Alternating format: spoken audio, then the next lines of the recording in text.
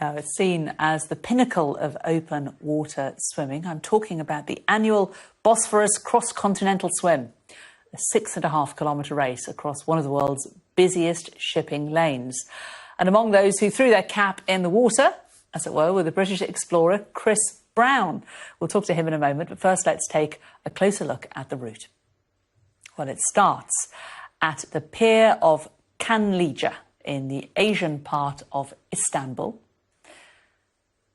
It then runs southwards and finishes at Jamel Topuzlu Park in Kuroçeşme.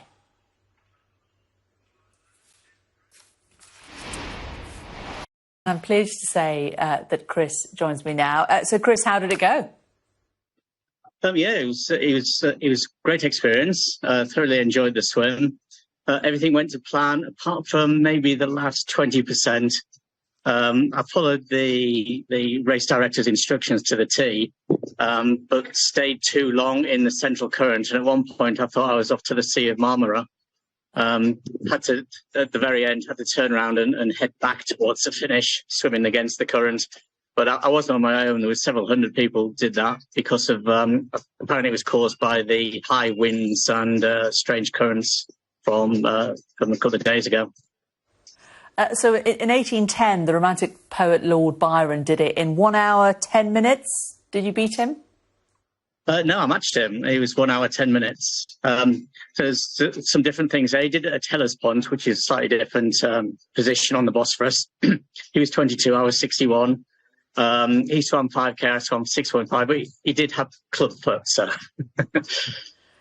You didn't get poetry kind of coming to your mind as you were crossing the water there. Did it inspire you? Not poetry. The last 10 minutes when I was swimming against the current, it was something completely different. I imagine. So when did you first decide to take part in this challenge and why? I'd thought about doing it about 5 years ago and kind of dismissed it. I was doing other things like triathlons and things. I've been doing a lot of race swimming recently, but that's over 50 metres only.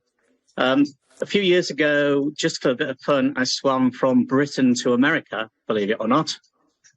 Sounds a long way, but actually I did it from the British Virgin Islands to the American Virgin Islands, which is only about 4 miles anyway.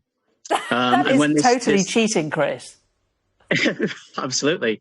So when the entries opened, I just happened to be in my emails when the entry email came through, and the race sells out in about 20 to 30 minutes every year.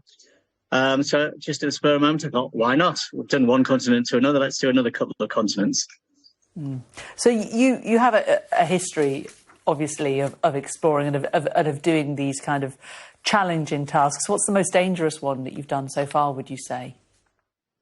Well, that was probably more of an expedition than an adventure, which is what this was.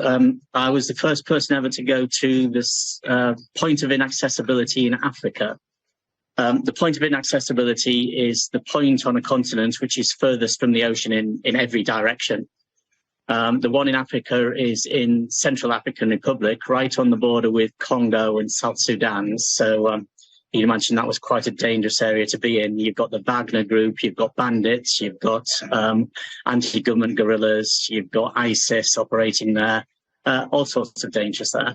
And also went to the same place, the point of inaccessibility for Antarctica in January this year. Totally different dangers. The average temperature at that point is minus 58 centigrade. So all got a few dangers in them. Wow, it makes what you did at the weekend seem like a walk in the park. Chris Brown, really good to talk to you, British explorer. Thanks a lot for joining us. Thank you very much. Bye.